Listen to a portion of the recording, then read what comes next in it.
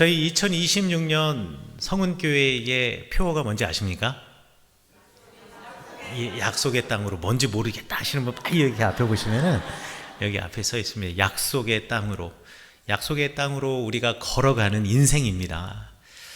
우리가 어떻게 걸어가야 할지, 그리고 걸어가면서 만나는 모든 시험과 또는 그 기쁨 속에서, 그리고 주님의 인도하심이 어떠한 것인지, 그리고 그렇게 가기 위해서 우리는 무엇을 준비해야 하는지, 우리 1년 동안 출애굽기, 레위기, 또 민수기, 신명기에 있는 말씀들을 읽으면서 또 그 말씀을 전하면서 우리 함께 나누고 또 그런 길 함께 가고자 다짐하는 귀한 시간이 되기를 간절히 축원합니다. 오늘 성경 말씀은 이스라엘 사람들이, 그러니까 정확하게 말해서 아브라함의 자손이자 야곱의 자손들이 이집트 땅에서 고난을 받는 이야기로 출애굽기가 시작이 됩니다. 이 배경을 아시려면 우리가 요셉에 대해서 좀 알고 있어야 되는데요. 요셉이라고 하는 사람에 대해서는 잘 알고 계실 수도 있고 또 처음 들으시는 분들도 계실 수가 있습니다. 요셉에 대해서 우리 간단하게 이야기를 하자면, 요셉은 아브라함의 자손, 후손이면서 야곱의 아들입니다. 그리고 이집트의 총리가 된 사람이죠.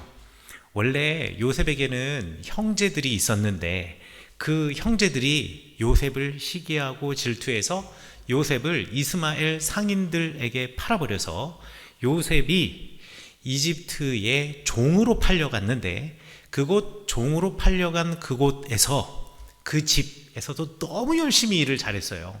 그래서 그곳에서 모든 집의 살림을 다 맡는 역할을 하다가 억울하게 누명을 쓰고 감옥에 갔던 사람, 그리고 그 감옥에서 있다가 꿈을 잘 해몽하여서 왕의 신하들의 눈에 들고, 그리고 파라오가 꿈을 꾸었을 때 그 꿈 해몽을 하는 사람이 없어서 그 꿈을 해몽하는 사람을 찾던 중 요셉이 발탁이 되어서 추천을 받아서 요셉이 그 꿈을 해몽하여 주고 이집트의 총리가 된 사람이 바로 요셉입니다.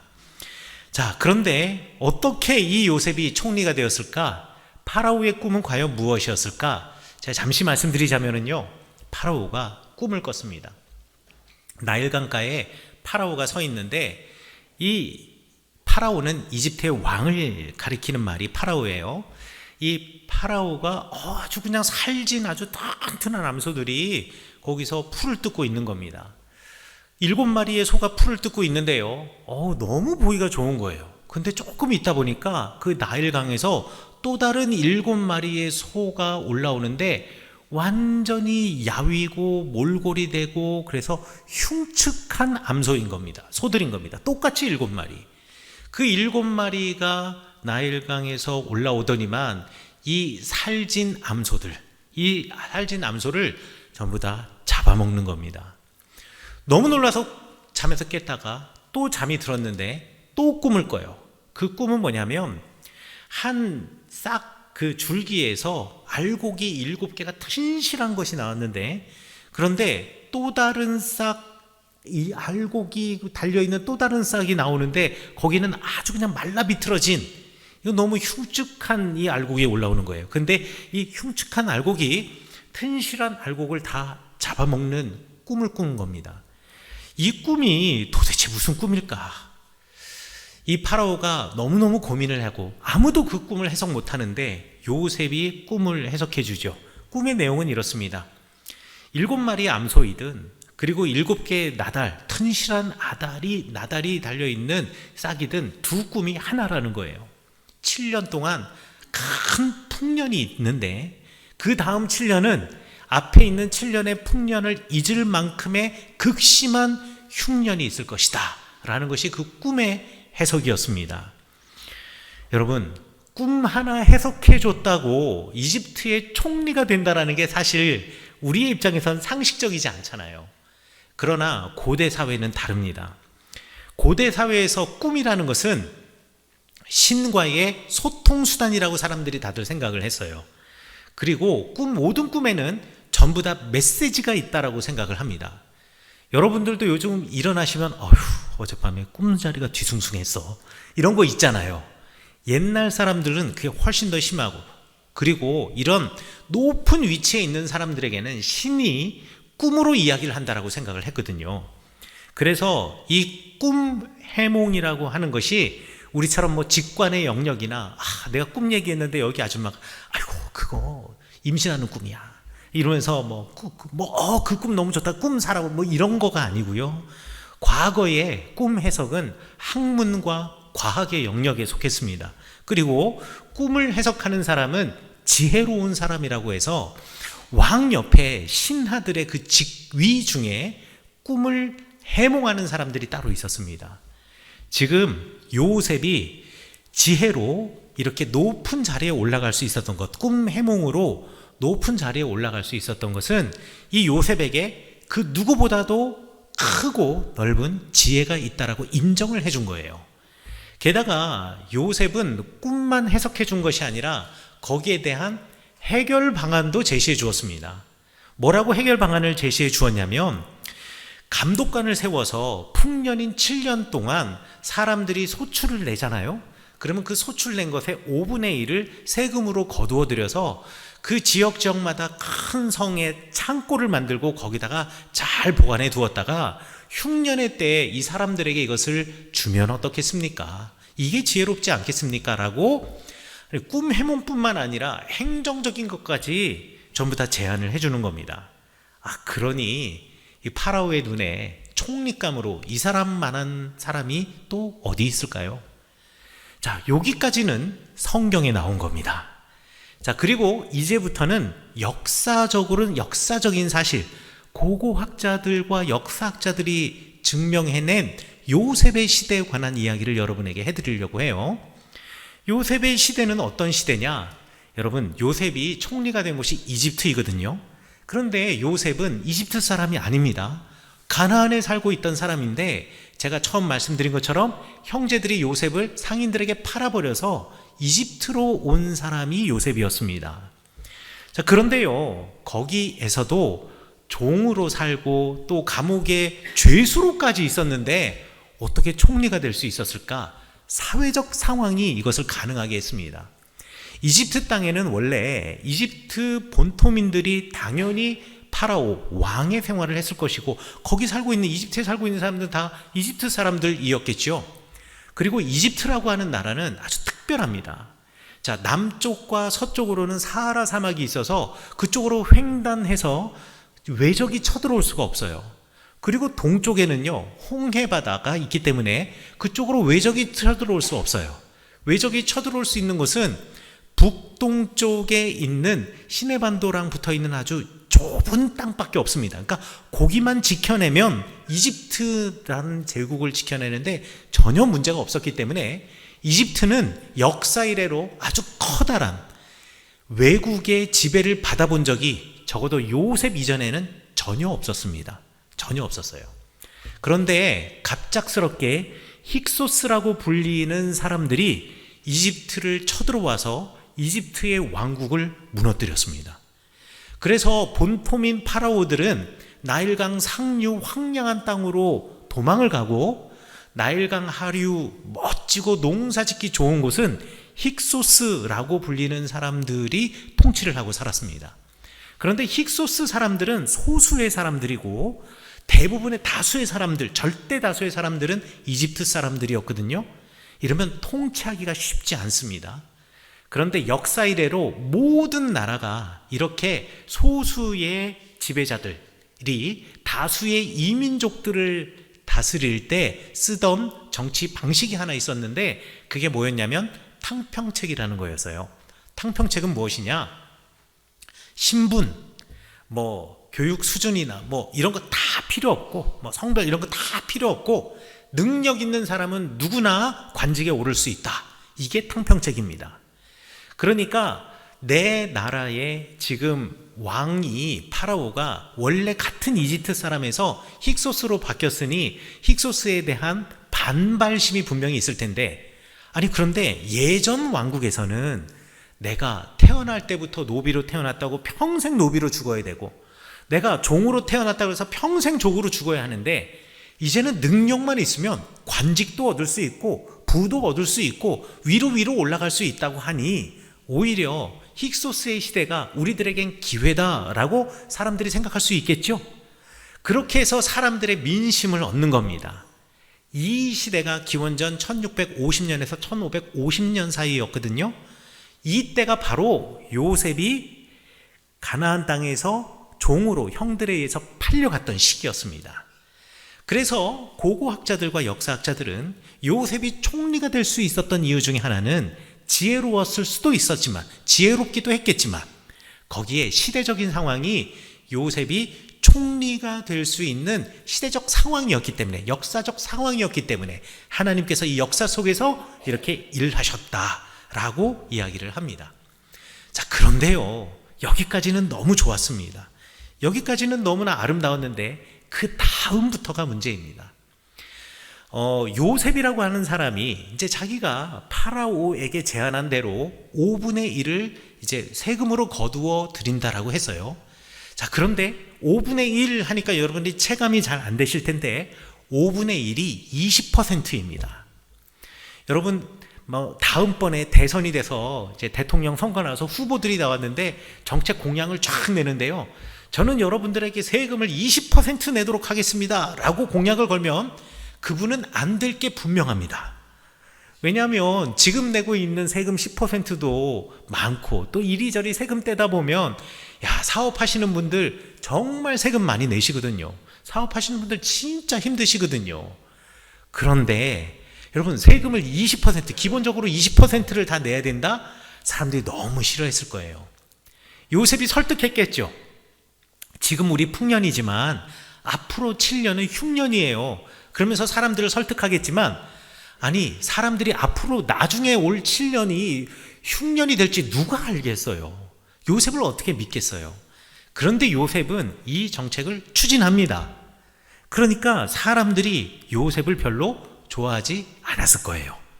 게다가 정말 요셉의 말대로 7년의 풍년의 기간이 끝나고 난 다음, 그래가지고 곡식들이 창고에 가득가득 차 나 있을 때 흉년이 시작이 되었습니다.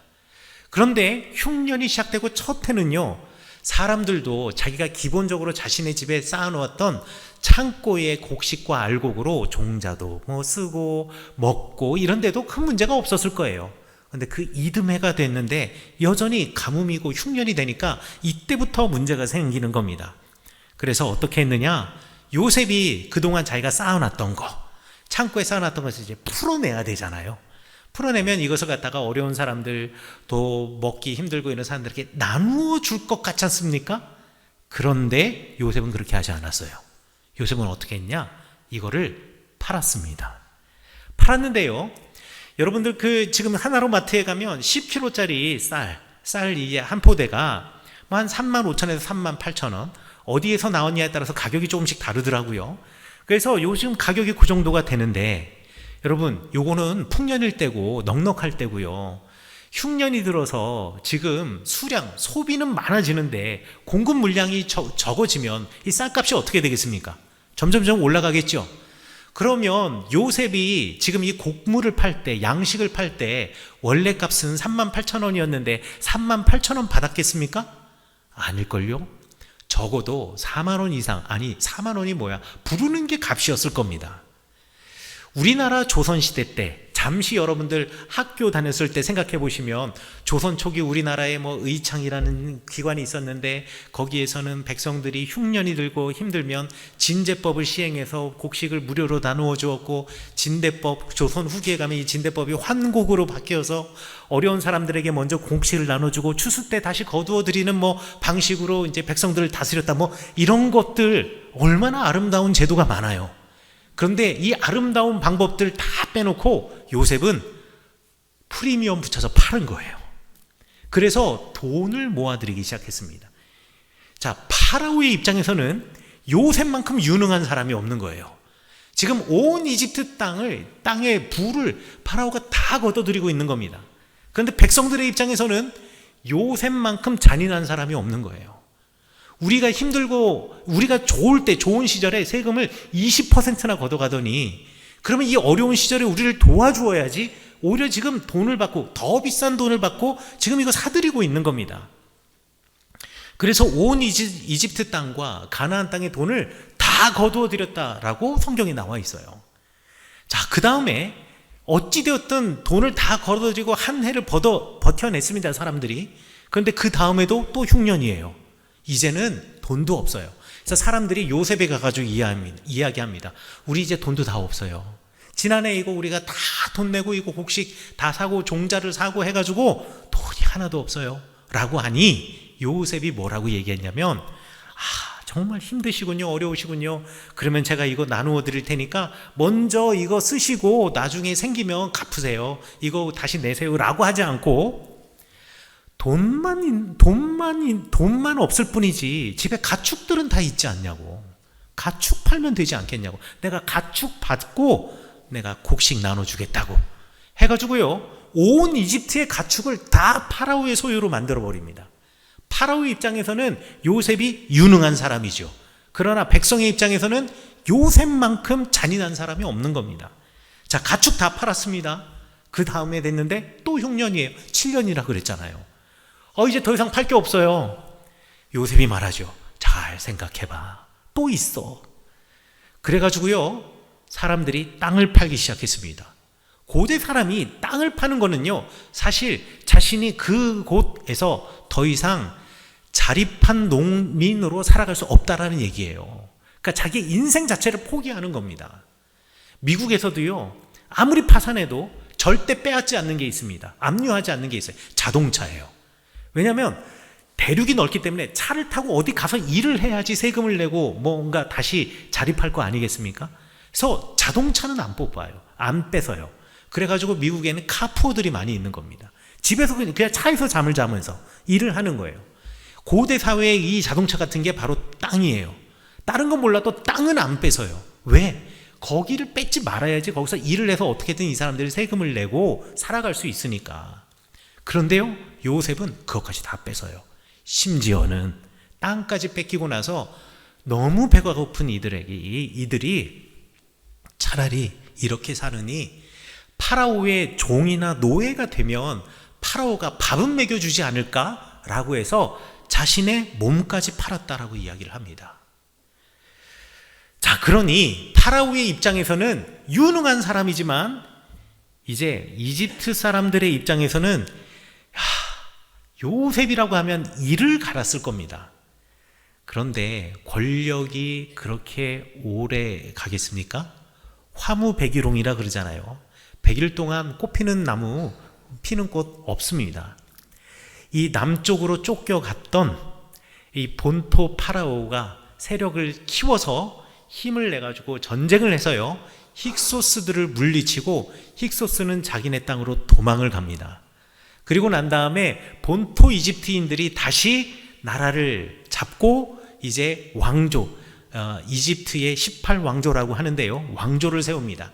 이때 첫 왕, 오늘 성경 본문에 나오는 요셉을 알지 못하는 새 왕이 일어났다 할 때 그 새 왕이 이집트 18왕조의 첫 번째 왕인 아흐모세라고 하는 파라오입니다. 자, 이제 정권을 잡았어요. 이제 이집트 사람들이 정권을 잡았으니까 새롭게 무언가 나라를 바꿔내고 과거를 끊어내고 그리고 그동안 우리를 괴롭혔던 이들을 처벌하고 해야겠죠? 그때 제일 먼저 떠올렸던 사람이 누구였을까요? 요셉이었겠죠. 요셉만 아니었어도 우리가 이렇게 살 건 아니에요. 이미 요셉은 죽고 없지만 그 요셉의 후손들은 요셉을 따라 아주 승승장구하고 배불리 잘 먹고 잘 살았거든요. 그러니까 사람들이 이 요셉과 요셉의 자손들, 야곱의 자손들을 타겟으로 잡아서 이들을 박해할 수밖에 없는 겁니다. 그리고 이들의 수가 워낙에 많았어요. 그렇죠. 잘 먹고 잘 사니까. 다른 사람들은 힘들게 고된 노동으로 아이를 낳을 시간조차 없는데 이 야곱의 자손들은 그냥 아이들을 마음껏 낳을 수 있으니까. 이들이 혹시나 반란을 일으킬까봐 오늘 성경 말씀에 보면 이들에게 무거운 짐을 지우게 했다라는 겁니다. 이 이스라엘 백성들이 야곱의 자손들이 이집트 땅에서 무거운 짐을 지게 된 이유, 원인 제공을 누가 했을까요? 요셉이 했습니다. 자신의 선조들이, 자신의 부모들이 지금 씨앗을 뿌려놨고, 그리고 그 자녀들이 지금 이렇게 고난을 받고 있는 겁니다. 한 아이가 성장하면서 사회의 일원으로 되는 것을 우리가 사회화라고 하는데요.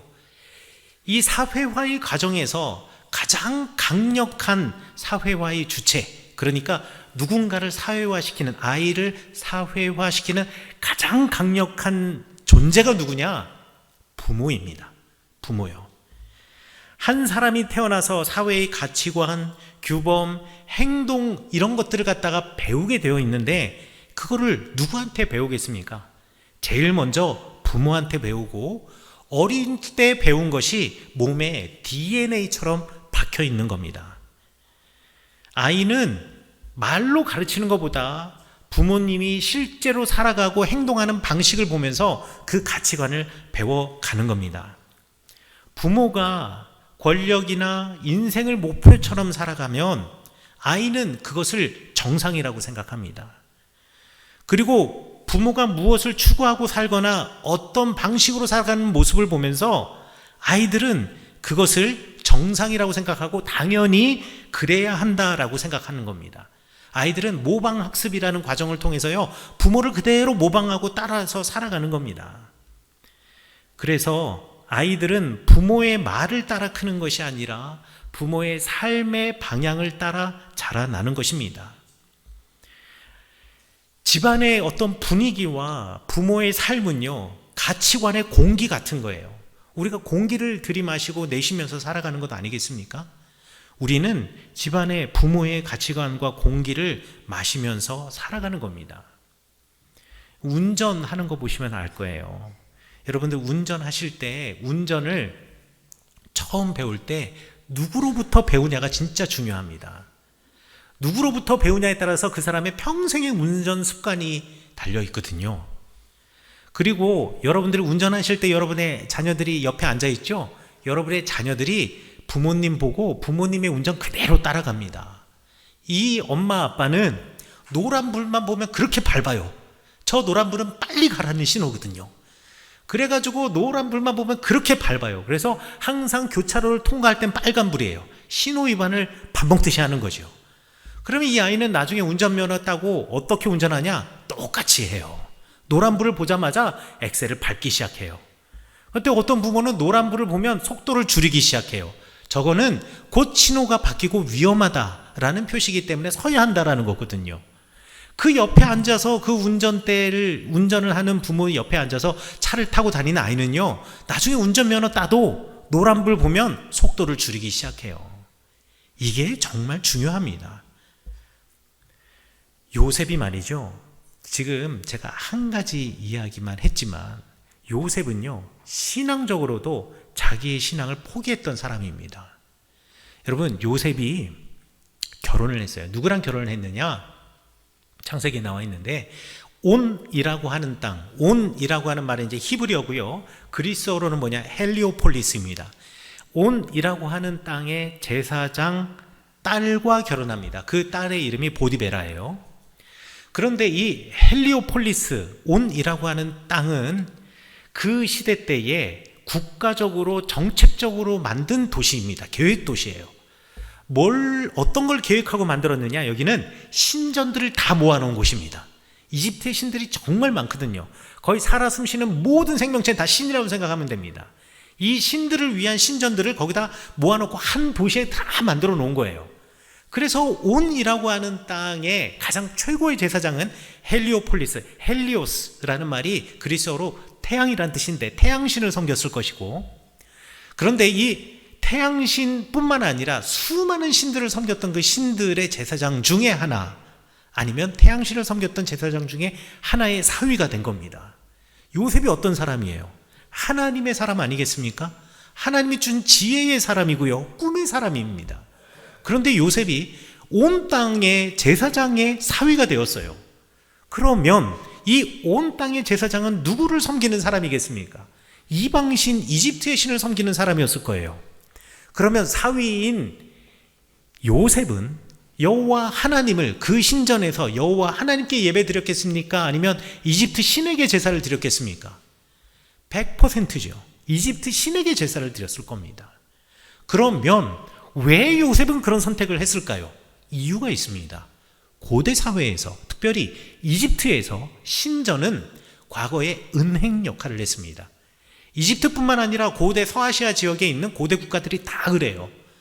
큰 돈이 있거나 중요한 재산이 있으면 어딘가 보관을 해야 될 안전한 장소가 있는데 그게 어디였냐면 항상 신전이었습니다. 그래서 오늘날 은행원들은 예전에 전부 다 제사장들 계열, 제사장 수준의 사람들이었던 거예요.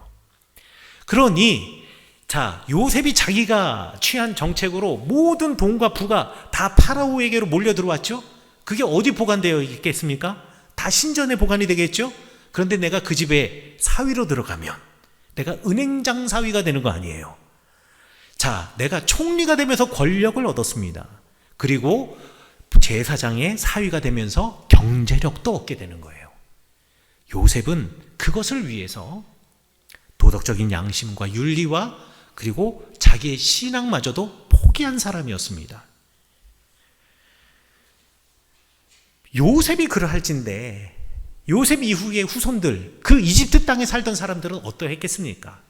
아니, 우리의 선조가 보여준 것이 그것인데, 그리고 그렇게 살면 힘도 가질 수 있고 권력도 얻을 수 있다는 것을 그가 보여주었는데 그의 자손들은 어떻게 살겠냐라는 거지요.